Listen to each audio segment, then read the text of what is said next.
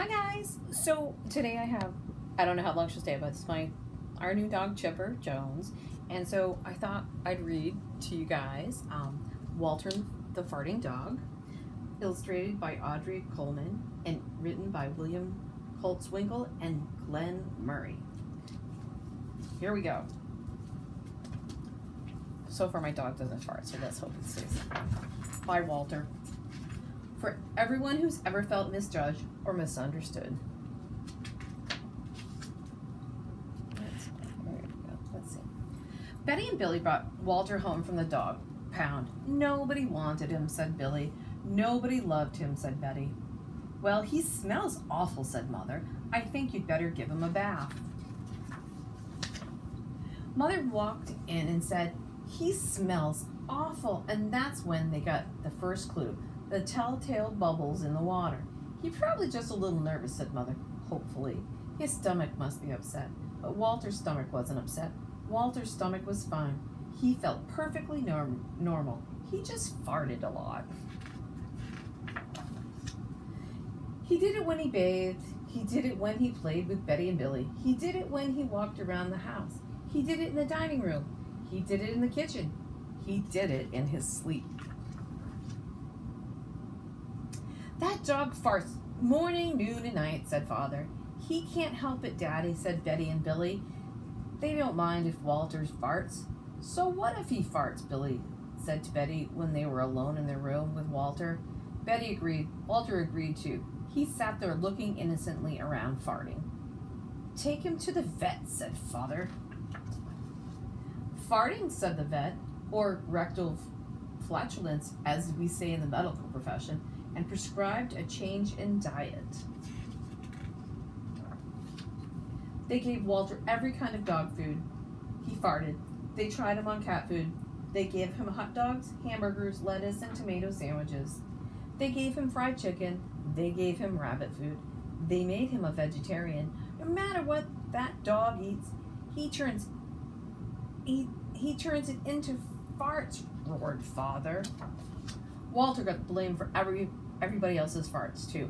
If Uncle Irv let one slip, he just went and stood near Walter. And then he had to say Walter, and everyone would look at poor Walter. He has to go back to the pound, said Father. No, Daddy, please, begged Betty and Billy.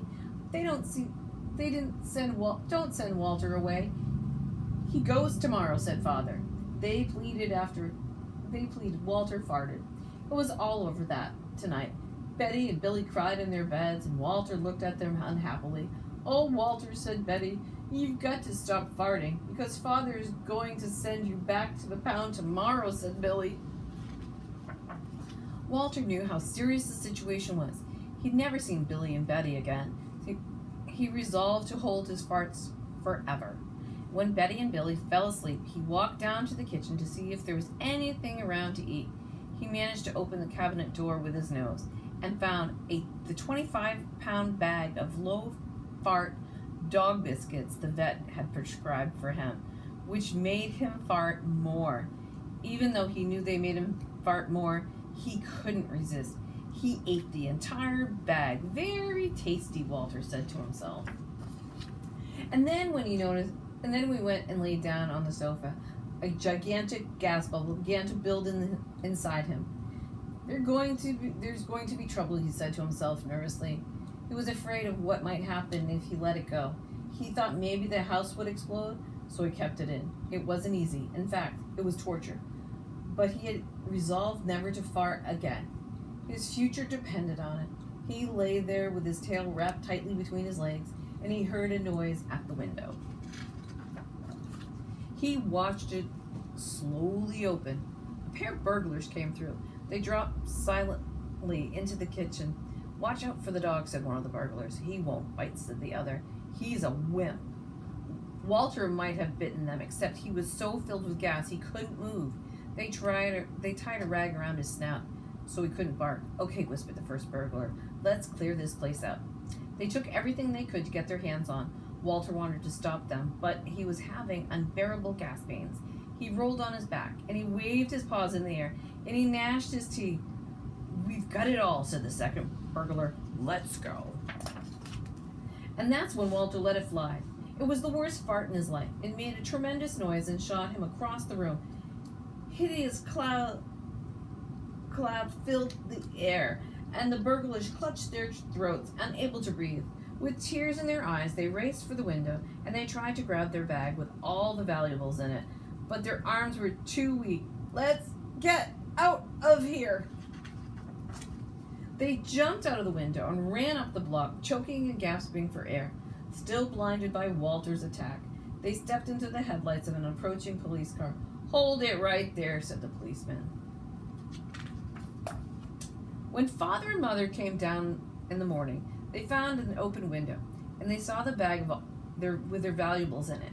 Walter was sitting beside it. He still had the rag tied around his snout. You have to say he looked heroic. "He saved the silverware," cried Mother. "He saved the VCR," cried Father. "Good dog, Walter. You're our dog, even if you fart all the time." And so the family learned to live with Walter, the hero dog.